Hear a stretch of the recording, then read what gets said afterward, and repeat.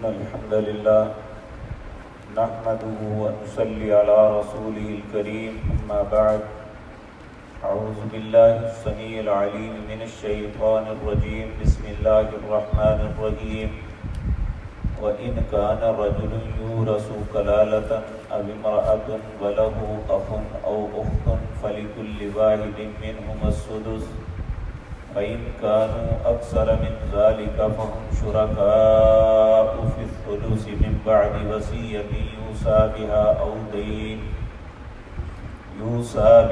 أو دين غير مضار وصية من الله والله عليم حكيم تلك حدود الله ومن يطع الله ورسوله يدخله جنات تجري من تحتها الأنهار خالدين فيها ذلك الفوز العظيم ومن يعص الله ورسوله ويتعد حدوده يدخله نارا خالدا فيها وله عذاب مهين۔ حضرات محترم، ترکے کی تقسیم میں 4 لوگوں کا تذکرہ آپ کے سامنے عرض کیا۔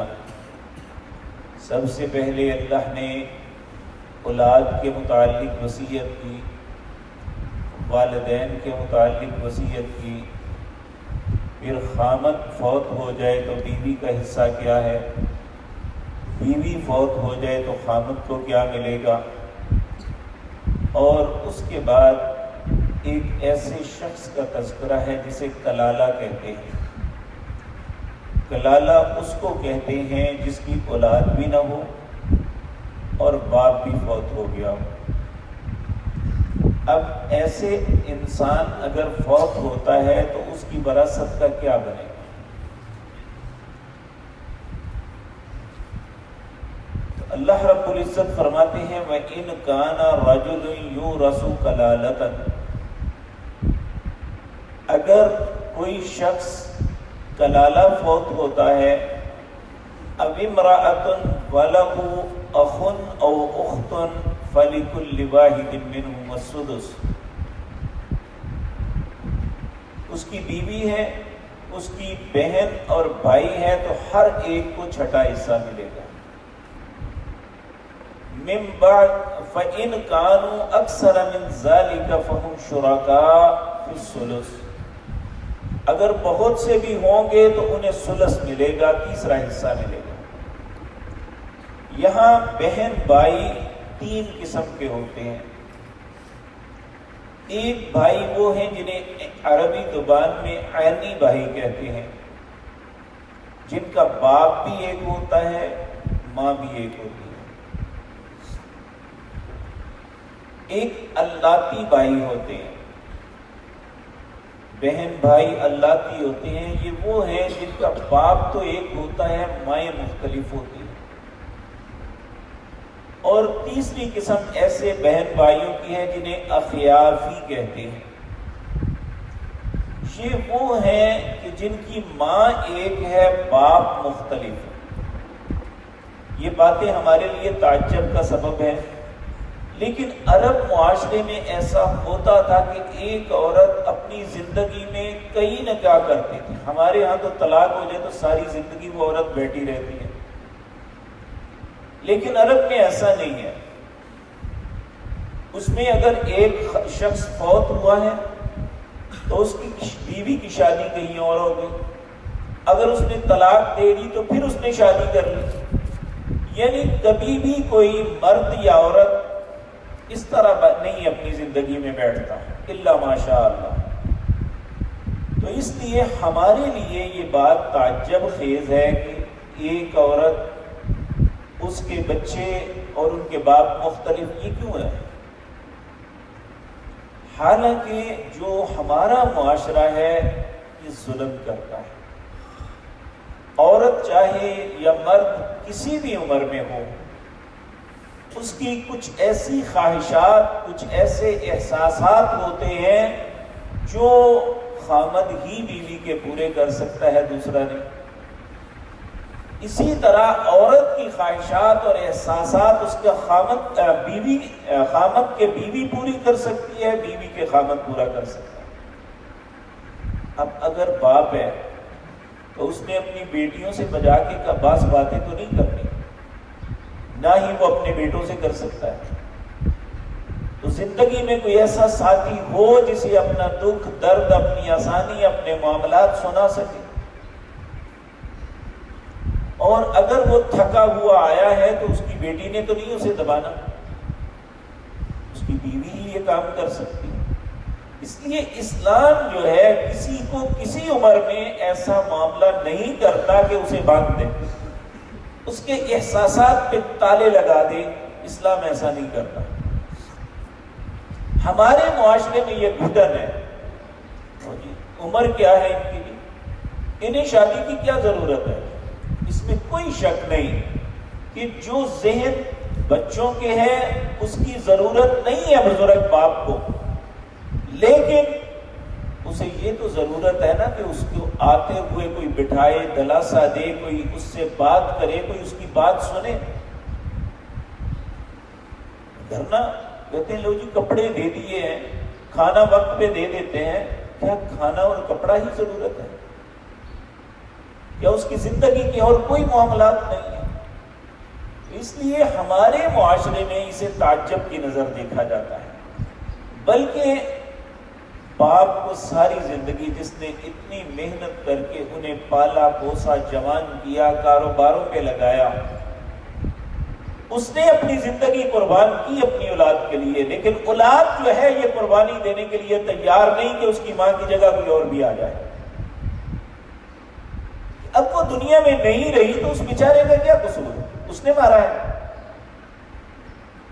یا اسی طرح ماں ہے، اگر اس کے احساسات ہیں تو اسے بھی نہیں روکنا چاہیے۔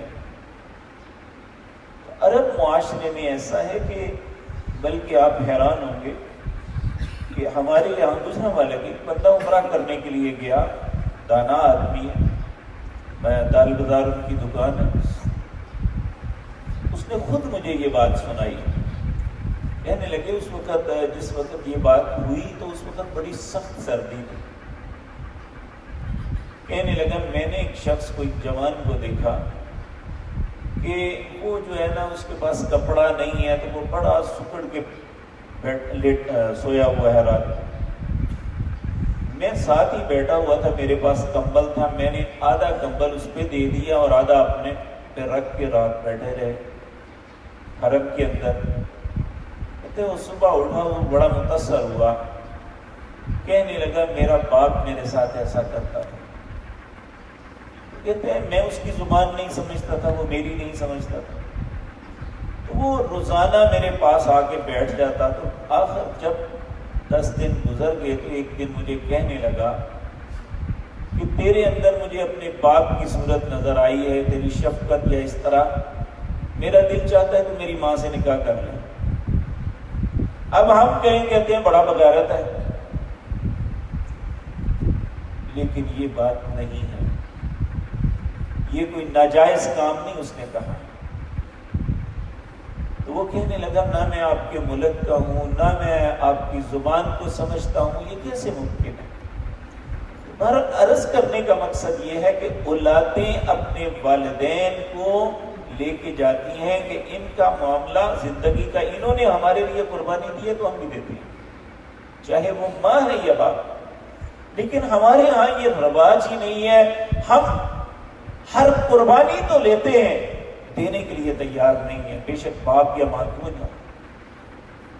ہاں اگر ماں یا باپ کی اپنی مرضی ہے تو ان کی خوشی ہے، لیکن اگر وہ چاہتے ہیں تو اولاد کو آڑے نہیں آنا چاہیے۔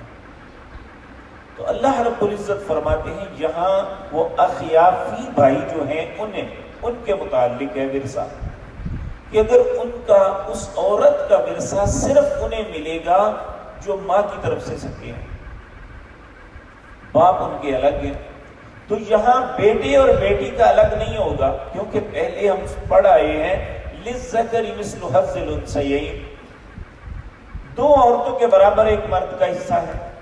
لیکن یہاں پہ اگر اس کی اولاد بھی نہیں ہے اس کا باپ بھی نہیں ہے تو پھر اگر اس کی ایک بیٹی ہے تو بیٹی کو نصف ملے گا، اگر بیٹی بھی نہیں ہے تو خاوند کو نصف ملے گا، باقی چھٹا حصہ اگر ایک بھائی بہن ہے تو تیسرا حصہ انہیں ملے گا، تو اگر وہ کئی لوگ ہیں تو پھر بھی تیسرا ہی حصہ انہیں ملے گا جو سب میں تقسیم ہو جائے گا۔ تو یہی فیصلہ سیدنا عمر رضی اللہ تعالی عنہ نے بھی کیا تھا۔ تو اللہ رب العزت فرماتے ہیں وَإِنْ كَانَ رَجُلٌ يُورَثُ كَلَالَةً، اگر کوئی شخص وارث بن رہا ہے جو کلالہ ہے، اب امرأۃ وَلَهُ أَخٌ أَوْ أُخْتٌ، اس کے لیے ایک بھائی اور بہن ہے، تو فَلِكُلِّ وَاحِدٍ مِّنْهُمَا السُّدُسُ، ان دونوں کے لیے چھٹا حصہ ہے۔ فَإِنْ كَانُوا أَكْثَرَ مِنْ ذَلِكَ، اگر وہ زیادہ ہوں، فَهُمْ شُرَكَاءُ فِي الثُّلُثِ، وہ تیسرے حصے میں سب شریک ہوں گے۔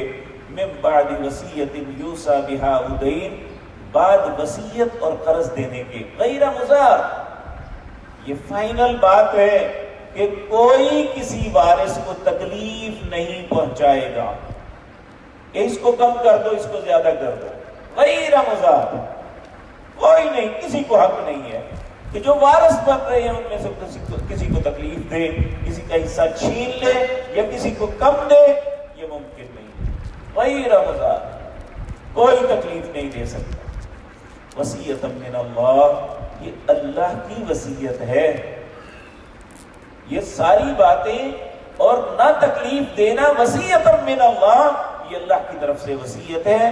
واللہ علیم حلیم، اور اللہ جاننے والا بھی ہے لیکن بڑا بردبار ہے، جلدی سے نہیں پکڑتا۔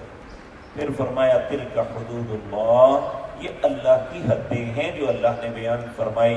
وَمَن يُطِعِ اللَّهَ وَرَسُولَهُ، جو اللہ اور اس کے رسول کی اطاعت کرے گا تقسیم کے معاملے میں، فرمایا يُدْخِلُهُ جَنَّاتٍ تَجْرِي مِن تَحْتِهَا الْأَنْهَارُ خَالِدِينَ فِيهَا، وہ اللہ کی جنتوں میں داخل ہوگا جس کے نیچے نہریں بہتی ہیں۔ اللہ یہ انصاف ہمیں بھی کرنے کی توفیق عطا فرمائے۔ ذَلِكَ الْفَوْزُ الْعَظِيمُ، یہ بہت عظیم کامیابی ہے جو انہیں ملے گی۔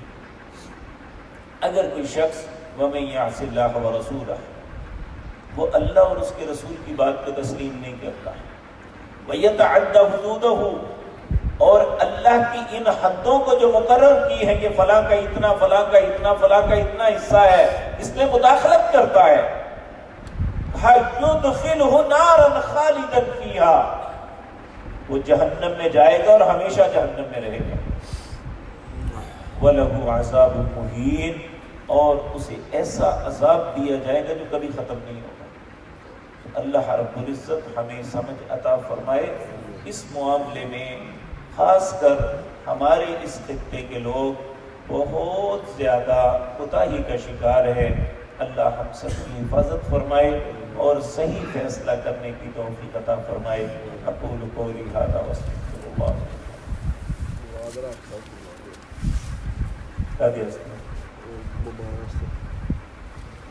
بیماروں کے لیے دعا کریں۔ الحمدللہ حمدا کثیرا طیبا مبارکا علی کل حال۔ اللهم صل على محمد وعلى آل محمد وبارك وسلم كما تحب وترضى۔ اللهم إنا نسألك بأننا نشهد أنك أنت لا إله إلا أنت الأحد الصمد الذي لم يلد ولم يولد ولم يكن له كفوا أحد۔ يا مجيب دعوة المضطرين، يا كاشف كرب المكروبين، رحمن الدنيا والآخرة، يا رحيم الأمم۔